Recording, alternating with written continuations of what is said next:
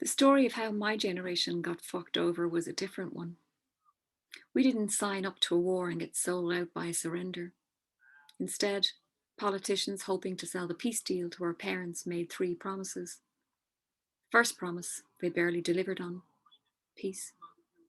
Loyalist paramilitaries stopped terrorising Catholic neighbourhoods, instead, they terrorised their own.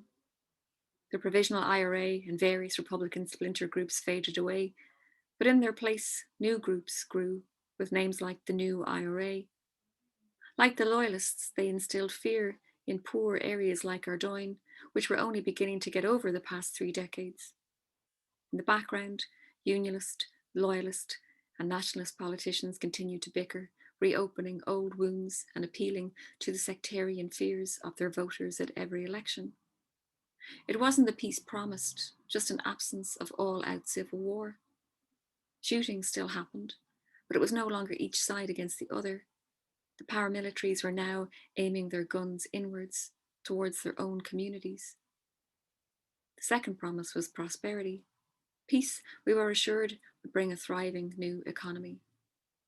Never appeared.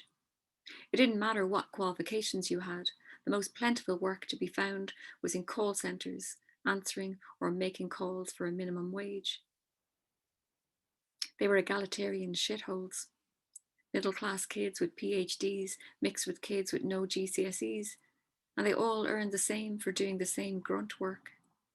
If you were lucky, the job didn't come with timed toilet breaks. In the end, most graduates ended up leaving.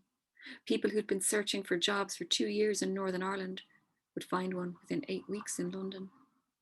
But it was like escaping from one trap only to walk into another. London offered jobs, but it didn't offer a life. Most people I knew out there were just scraping by, paying £650 a month for a bedroom in a grotty apartment. Eventually, they'd figure out you couldn't buy a house for 100 grand in London the way you could in Belfast, and would either return, settling for what work they could find, and swapping career dreams for family life, or head further afield. The third promise the politicians made and broke was the one that hurt the most.